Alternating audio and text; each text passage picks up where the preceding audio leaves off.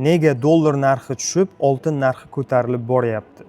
Buni birinchi sababi dunyodagi yirik davlatlarning markaziy banklari o'z zaxirasida dollardan ko'ra ko'proq oltinni saqlayapti.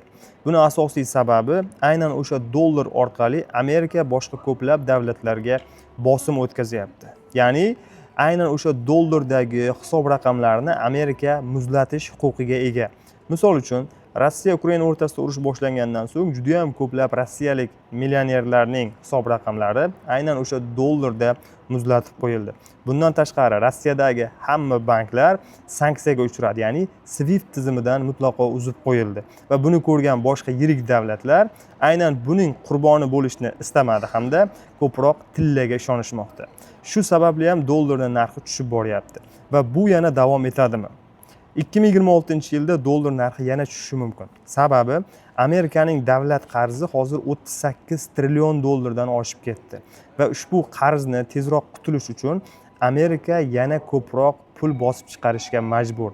Bu degani, muomalada ko'proq pul bo'lsa, dollar narxi yana ham ko'proq qadrsizlanadi. Natijada Amerika qarzini to'lashi osonlashadi. Agar video foydali bo'lsa, unga like bosib, yaqinlaringizga jo'natib qo'yishni unutmang.